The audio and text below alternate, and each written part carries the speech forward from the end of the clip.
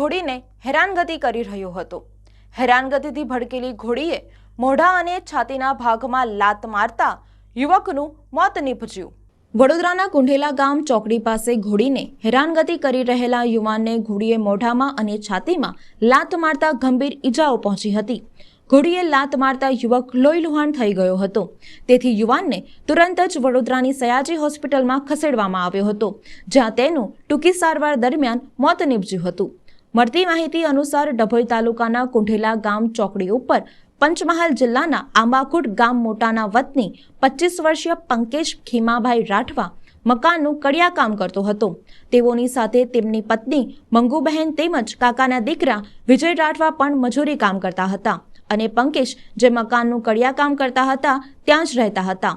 મોડી સાંજે મકાન માલિકની ઘોડી ઘર પાસે ફરી રહી હતી। તે દરમિયાન પંકેશ રાઠવા ઘોડીને હેરાન કરી રહ્યો હતો। આ દરમિયાન હેરાનગતિથી ભડકેલી ઘોડીએ પંકેશના મોઢામાં અને છાતીમાં લાત મારતા પંકેશ સ્થળ પર ઢળી પડ્યો હતો। મોઢામાં લાત વાગતા લોહીલુહાણ પણ થઈ ગયો હતો। આ બનાવ બનતા જ સ્થળ પર હાજર પત્ની મંગુબહેન અને તેનો પિતરાઈ ભાઈ વિજય રાઠવા તુરંત જ પંકેશને ગંભીર હાલતમાં વડોદરા સયાજી હોસ્પિટલમાં લઈ આવ્યા હતા। બનાવની જાણ થતાં જ વડોદરા દોડી આવ્યા હતા। તેઓએ જણાવ્યું હતું કે બહેન મંગુના લગ્ન 1.5 વર્ષ પહેલા જ પંકેશ સાથે થયા હતા। તેઓને 1 વર્ષની બાળકી છે। બહેન બનેવી કડિયા કામ કરીને ગુજરાન ચલાવતા હતા। હાલ તેઓ કુંઢેલા ગામ ચોકડી પાસે એક મકાનનું કડિયા કામ કરી રહ્યા હતા અને ત્યાં જ રહેતા હતા। મોડી સાંજે મકાન માલિકની ઘોડીએ બનેવી પંકેશના મોઢામાં અને છાતીમાં લાત મારતા મોતને ભેટ્યા છે। તેઓના અંતિમ સંસ્કાર વતનમાં કરવામાં આવશે। જોકે આ બનાવ અંગે ડભોઈ પોલીસે કાર્યવાહી હાથ ધરી છે। હવે અમે તો પંચમહાલ જિલ્લાના ઘોઘંબા તાલુકાના આંબાકુટ ગામના રહેવાસી છીએ।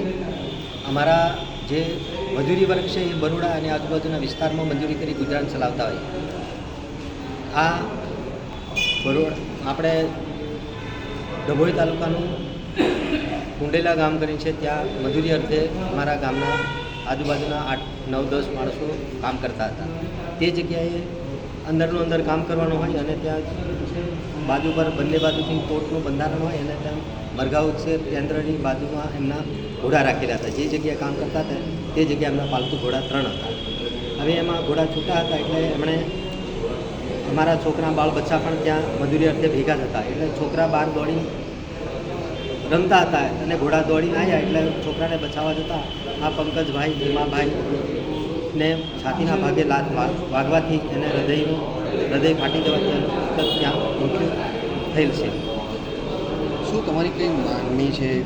અમારી માંગણી તો એટલી જ છે કે હવે અમારા આદિવાસી અને મજૂરી વર્ગ ઉપર આવી પડેલ આપ અને એમના જે મરણ જનારના પત્ની અને એનો એક નાની બેબી છે, તો એના માટે સરકાર પણ આ જે આકસ્મિક ગુનો બનેલ છે અને મૂગા પશુઓ દ્વારા આ જીવ લીધો છે, તો અમે સરકારશ્રી પાસેથી એક વળતરની અપેક્ષા રાખીએ છીએ। કેમ કે એનું પાછળના જે તમારા દીકરો ગયો તો હવે પત્ની અને બાળક તો અમારા નિરાધાર બની ગયા છે। બેદરકારી ગણાય હે ઘોડા જે છૂટા મૂકે બેદરકારી કહેવાય ને, બાંધેલા હોય તો બરાબર ને, આ તો છૂટા હતા ઘોડા। તમારું નામ? મારું નામ राठवा लल्लूभाई गंजीभाई, माजी सरपंच और जिला पंचायत माजी सरपंच। पलासवाड़ा गांव था और वहाँ मुर्गी फार्म जो है, मुर्गी के अंदर वहाँ 2 घोड़े थे और एक घोड़ी बनने रही थी बच्चा। अभी ये 15 मिनट बाद छोड़ के अंदर बांधते ले जाते बांधवा, तो बांधवा लई गયેલા તે લોકો સાંજે ઉઠી રોટલી ખાવા વરસથી જાય છે। તે દિવસે અકસ્માત કાલે થઈ ગયું।